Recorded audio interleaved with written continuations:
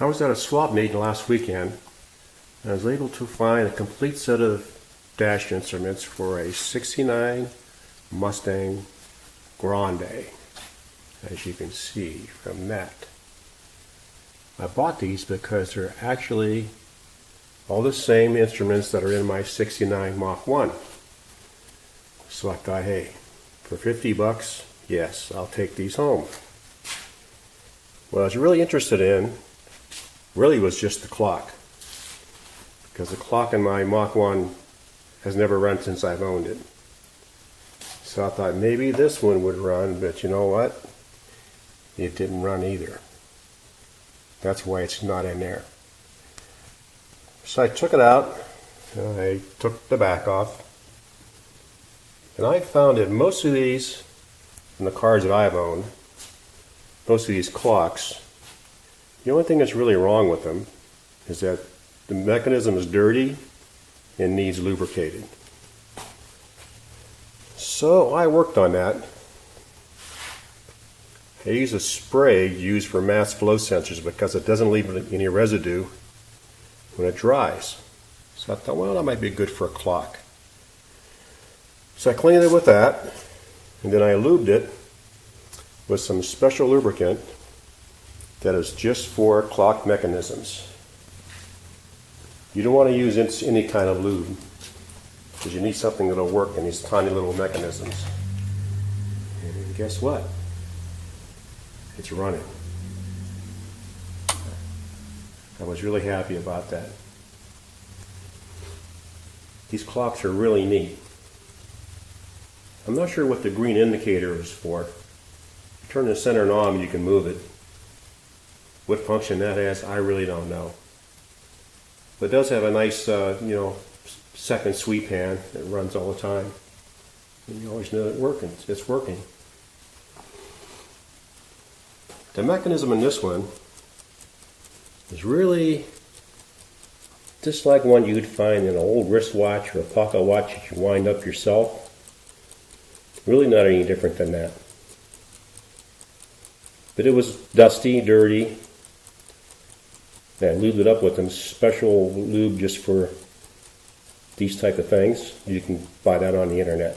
It's not that expensive. And it comes with like a needlepoint oiler, because in these, you can't just gob oil everywhere because they won't run. On this one, it's just got a mainspring like a regular watch, and it runs with a set of points that get closer and closer as the spring winds down. And then when the contact points touch, a little solenoid rewinds the spring. Simple as that. So as long as that works and that thing's rewinding, you can usually get them to go. I was happy to get this one to go. I'm going to pull the dash pad out of my Mach 1 this winter and replace it.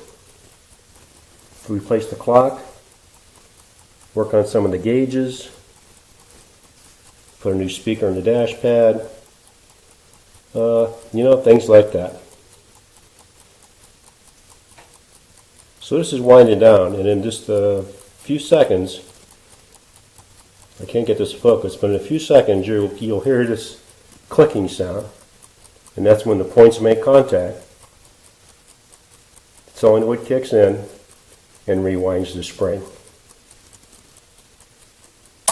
Here it went. It's off and running again.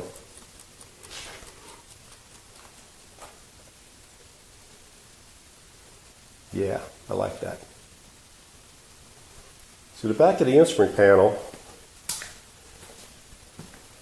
on these Mustangs actually has a printed circuit board. I was told by some Mustang guys that when I have the dash out, to make sure to get a new one and change it, because it'll cause you all kind of grief.